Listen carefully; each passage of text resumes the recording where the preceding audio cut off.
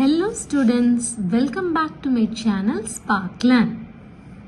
இந்த வீடியோலயும் நம்ம டைம் ரெஸ்பான்ஸை பேஸ் பண்ண ஒரு யூனிவர்சிட்டி ப்ராப்ளம் தான் சால்வ் பண்ண போகிறோம். பார்க்கலாம். இப்போ வாங்க ஒரு ஃபஸ்ட்டு கொஷினை நம்ம நல்லா அண்டர்ஸ்டாண்ட் பண்ணிக்கிட்டு அதுக்கப்புறம் நம்ம ப்ராப்ளமை ஸ்டெப் பை ஸ்டெப்பாக சால்வ் பண்ணலாம். ஓகேவா?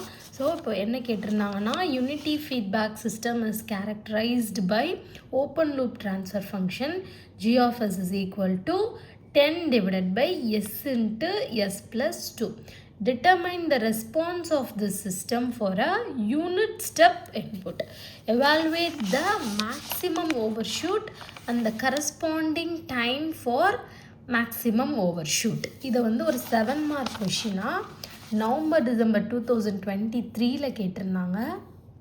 இப்போ நம்ம இந்த ப்ராப்ளமை ஸ்டெப் பை ஸ்டெப்பாக சால்வ் பண்ணலாம். இப்போ இதில் கிவன் நம்மளுக்கு என்ன தான் கொடுத்துருக்காங்க, g of s மட்டும்தான் கொடுத்துருக்காங்க. என்ன கொடுத்துருந்தாங்க, 10 divided by s into s plus 2 இது மட்டும் தான் கொடுத்துருந்தாங்க.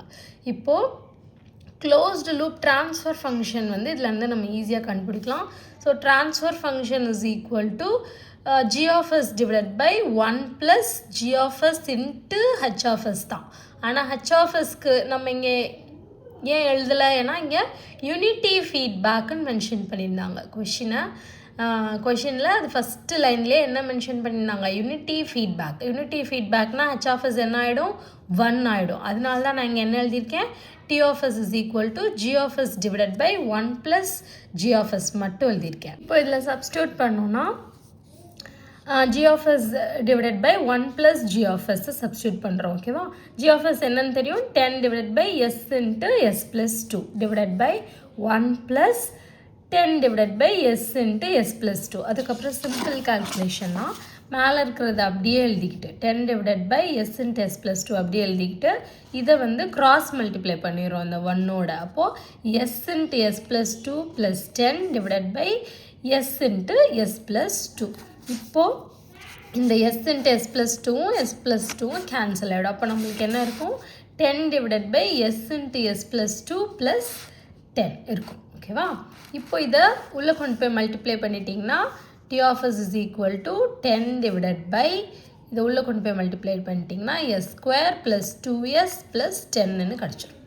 இதுதான் நம்மளுக்கு கிடச்சிருக்கிற ட்ரான்ஸ்ஃபர் ஃபங்க்ஷன். இப்போ நம்ம இதை என்னதோட கம்பேர் பண்ணிடலாம், செகண்ட் ஆர்டர் பாலினாமியலோட கம்பேர் பண்ணிடலாமா? அதோட ஸ்டாண்டர்ட் ஈக்குவேஷன் நம்மளுக்கு தெரியும், s square plus 2 zeta omega ns plus omega n square. இதான் அந்த ஸ்டாண்டர்ட் கேரக்டரிஸ்டிக் ஈக்குவேஷன். இங்கே நம்மளுக்கு கிடச்சிருக்க கேரக்டரிஸ்டிக் பாலினாமியல் என்னது, s square plus 2s plus 10 s square plus 2s plus 10. இதை ஈக்குவேஷன் 1ன்னு வச்சுக்கிட்டோன்னா இது ரெண்டையும் கம்பேர் பண்ணும்போது உங்களுக்கு இங்கே s கூட என்ன இருக்குது, 2 zeta omega n is equal to 2 omega n square is equal to 10. இப்போ அதை தான் எடுத்து எழுதியிருக்கோம். omega n square is equal to 10, 2 zeta omega n is equal to 2ன்னு எழுதியிருக்கோம். இப்போது omega n is equal to root of 10ன்னு எழுதிடலாமா?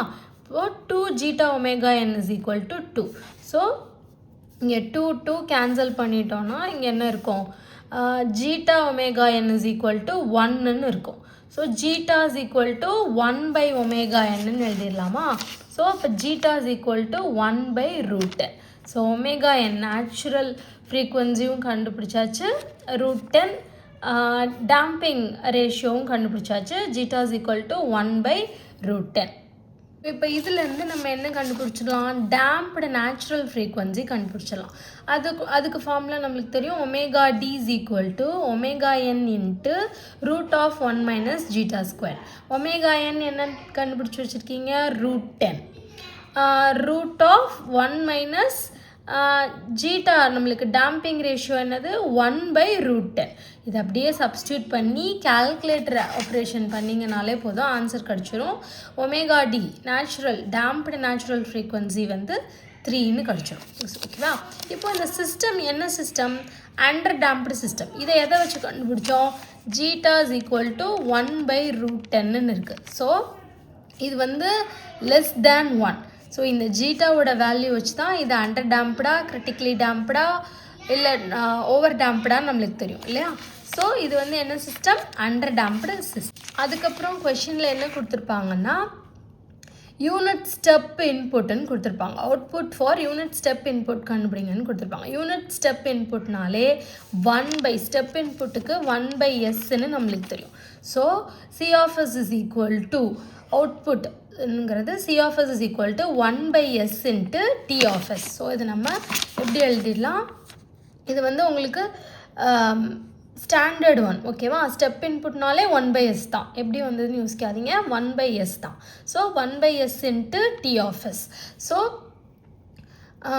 இது இப்போ இதில் T of S நீங்கள் சப்ஸ்டியூட் பண்ணிடுங்க. 1/s வச்சுக்கிட்டு T of S உங்களுக்கு தெரியும், கண்டுபிடிச்சி வச்சுருக்கோம் இல்லையா, transfer function 10 divided by s square plus 2s plus 10.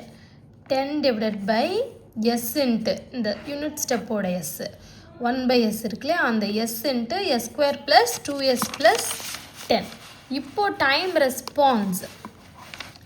ரெஸ்பான்ஸில் எழுதணும்னா எப்படி எழுதிடலாம், C of t is equal to 1 minus e power minus t cos 3t minus 1/3 e power minus t sin 3t.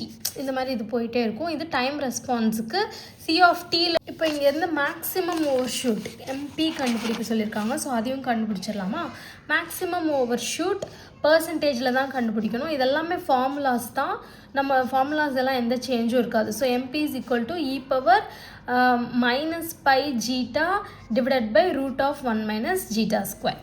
இப்போ இதில் நம்மளுக்கு ஜீட்டா தெரியும், root of 1 minus zeta squared அதில் நம்மளுக்கு எல்லாம் இதில் வெறும் என்ன வேல்யூ மட்டும்தான் நம்மளுக்கு தெரியணும், ஜீட்டாவோட வேல்யூ மட்டும் தான் தெரியணும். அது 1/√ன்னு நம்மளுக்கு தெரியும்.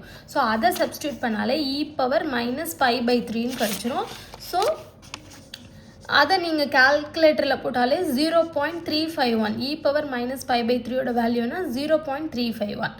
இப்போ இதை பர்சன்டேஜ் மேக்ஸிமம் ஓவர் ஷூட்டை பர்சன்டேஜில் சொல்லும் போது இது என்னவாயிடும், 35.1%ன்னு எழுதிடலாம். இன்ட்டு 100 இல்லையா, இதை பர்சன்டேஜில் எழுதணும்னா இது into 100. So 35.1%. Maximum over shoot கண்டுபிடிச்சாச்சு. இப்போ இதுலேருந்து பீக் டைம் கண்டுபிடிக்க போகிறோம்.